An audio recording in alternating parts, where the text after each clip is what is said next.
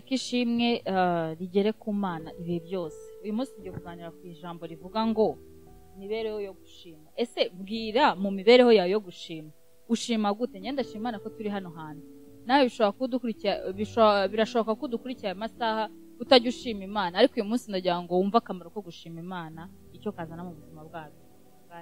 Gushima nk'uko twagiye tubyiga kera muri za Sunday school, batwigisha yuko ngo Imana ngo ibyo kurya irya ari amashimwe y'abana bayo. Niko batwigisha muri Sunday school. Ariko gushima ni byiza, imibereho yo gushima n'ubuzima bwiza, kuko bituma n'uwakugiriye neza yongera kugira courage cyangwa se imbaraga zo kongera kugira neza gundi. Bimutera courage yo kugira ngo uzi umwana w'ingayi. Umwana w'ingayi n'umubyeyi wa ntaga mukunda.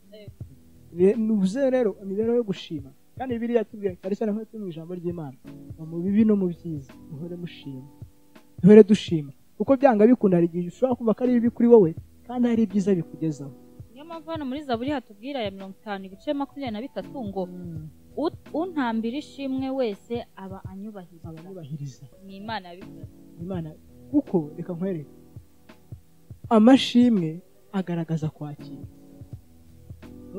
Iyo umuntu agukoreye ikintu bigaragaza ko wacyakiriye, ariko umuntu aguhaye ikintu ngwaye no telefone ntuyishimire, bigaragara ko wayigaye kandi njye nayiguhaye wenda ari byo ubushobozi nari mfite.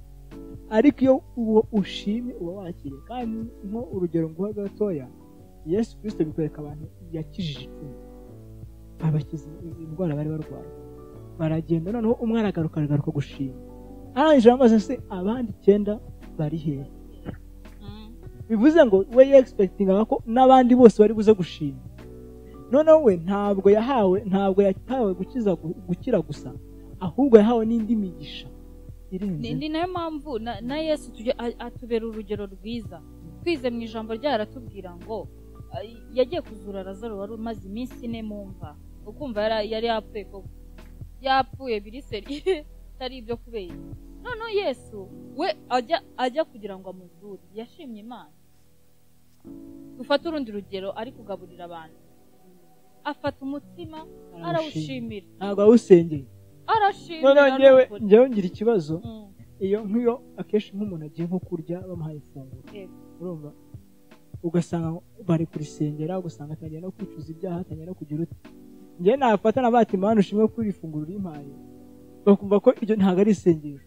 Kandi ibundi na Kristo yafashe umutima arawushimira. Ikintu cyose ni gushimira, gushimira byo, cyangwa se nk'uko hano ijambo rivuze ngo imibereho yo gushima buri munsi mu buzima bwa buri munsi tubayemo, ibyo duhora dushima, ko nta kitubaho kitari ku mpamvu zayo. Reka nkubaze, ni ryari iyo bavuze gushima nk'umukristo ahita yumva nk'ituro yajya gutura mu nzu y'Imana, akavuga ati iri ni ituro ry'ishimwe? Kubera iki? Kubera ko hari ibyo Imana yamukoreye abyishimiye, aravuga ati noneho iki cyumweru kigiye kuza mfite ituro ry'ishimwe ngiye kuritanga. Ni byiza cyane ko dutanga ituro ry'ishimwe, ariko Uwiteka aratubwira ngo hari icyo abashaka ko buri gihe cyose mu buzima bwacu duhore dushima. Ni ukuvuga ngo burya hari igihe se wari wafata umunsi uri special ukabangiye gushima Imana buri munsi. Buri munsi, kubera ko buri munsi mbona ibitangaza by'Imana. No kuba wabyutse ukagenda ukagira ute, hari abandi benshi mu ngana baburuta badafite n'imyaka nk'ifite, ariko batambutse, ariko wowe kuba ugihagaze nuko hari amashimwe menshi umuntu afite. None se ni ryari uherutse gushimira Imana ku kintu wowe utigeze usaba Imana ko ikiguhereza ukabona cyabaye ukahita ushimira Imana? Ni ryari? Nakubwira ngo ni buri munsi. Kubera yuko buri munsi ntabwo ngiye mbyuka, nta na rimwe ndabyuka ngo mvuge ngo Mana ngo ushimwe yuko uri bundinde kugera mu mujyi, abanga Mana ushimwe kubera nsenga Imana mvuga ngo Mana ushimwe kubera ko naramutse amahoro. Nimubwa nkajya mvuga ngo Mana ushimwe ko wandinze. Ibyo byose ntabwo wasaba buri kantu kose ntibishoboka. Igishoboka nuko na Simon Kabera yarebye aravuga ngo hari ibyo nkorera ntarasenga. Niyo mpamvu ijambo ry'Imana rero riba risobanutse cyane. Iyo twiganye Yesu ukuntu yari abayeho hano mu isi, bitwigisha uburyo ki ubusabane bwacu n'Imana uko dukwiye kubaho. Ntitukajye tubona ibintu ngo ibyiza gusa byatubayeho hanyuma tubone kuvuga ngo turashima. jya ushima ibihe byose, ujye uvuga ati kuko ni byinshi tubona tutigeze tubyishyurira. Uyu mwuka duhumeka ntabwo tuba twawishyuriye, turawushimira uko tubyutse, uko tugenda duhora dushima. Rero nawe reka ubuzima bwawe, lifestyle yawe ibe yo gushima Imana, ukuzamuka kwawe no kumanuka kwawe uhora ushima Imana.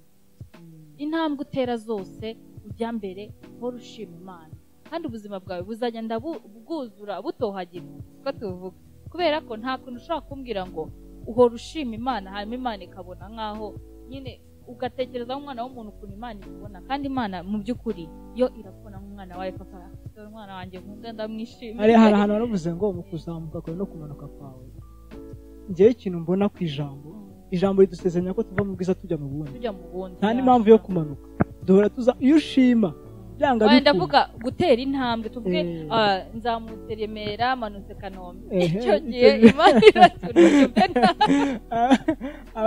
Nujye nabi aho ntabwo nari nkumvise neza, ariko icyo dushaka kuvuga ni uko ubuzima bwo gushima bugaragaza umuntu wakira.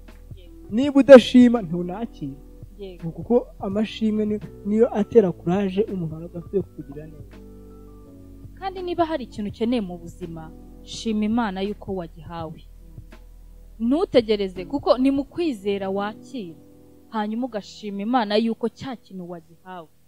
Hari umuntu rero usenga akarangiza gusenga ntashima Imana ko bya bindi yabihawe, bikarangirira aho ngaho.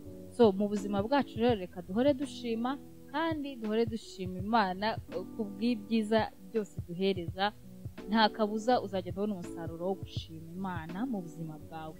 Ari byo ngusaba kugira ngo uze gucengera Yeremiya ibice 30:19, Abafilipi ibice 4:6 kugeza kwa 7, uze gusoma Abakolosayi ibice 2, Abakolosayi ibice 2:6 kugeza kwa 7.